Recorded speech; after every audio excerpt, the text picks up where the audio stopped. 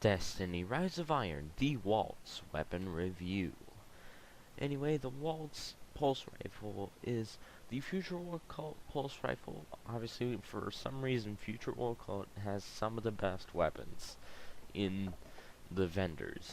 But anyway, and let's get on to all the perks of this thing. We got red dot or A2, sure shot, and OEG. And we got armor piercing rounds, lightweight, perfect balance, outlaw, and the head seeker. Now this is like kind of a 2-on-2 combo. Like, it's good for PvP because the archetype head seeker, and head seeker and armor piercing rounds. Then also it's good for PvE because of outlaw and head seeker. No, why? Basically, head seeker, you shoot something in the body for a few seconds, then you shoot them in the head. That headshot is going to be a little bit, do a little bit more damage than normal, which is pretty good for both scenarios. Like, especially if you're like dealing with the boss, you can probably dish out a smidge bit more damage.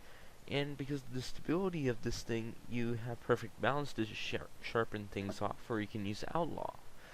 And one thing about the stability, it kind of goes well with head seeker because it goes up and down the body, so you get 2 body shots, 1 headshot, and you keep having like a charged up headshot on there.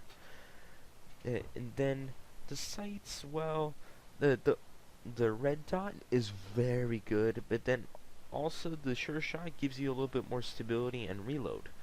But I'd say that red dot or IA2 is a little bit better.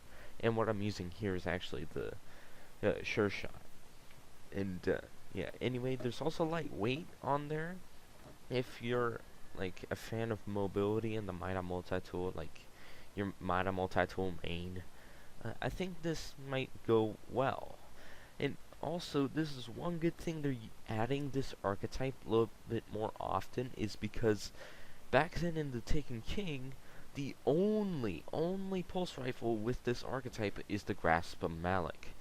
And that weapon is kind of hard to get. Well, kind of easier. Yeah, was kind of hard to get. You had to farm it from Omnigul, which is pretty hard to farm. But now at least we have skeleton keys to ensure us a guaranteed, how do you call it, Grasp of Malok. The only thing is that there's also rolls on there, and the Grasp of Malok perks, I mean, the stats weren't that great, so you needed a good roll or a god roll to be actually useful in PvP. And if you had a god roll, the thing was on top 10s everywhere. It's pretty popular.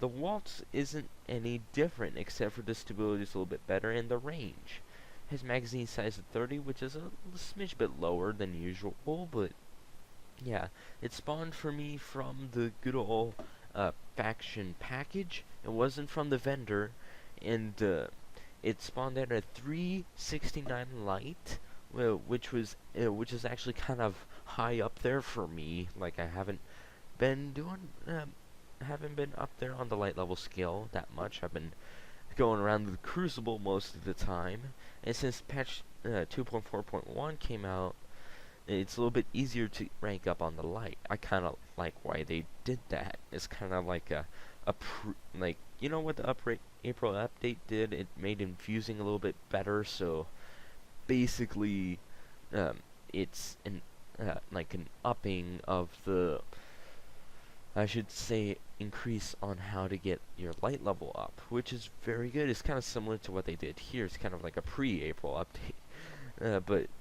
anyway, the reload speed is good, the stability is good, the range is very good. The recoil at the actual pattern might be a little bit crazy, but I'd say this is up there with one of the best pulses there ever, aka the Grasp of Malok, and this thing's in the same archetype, so it's still up there.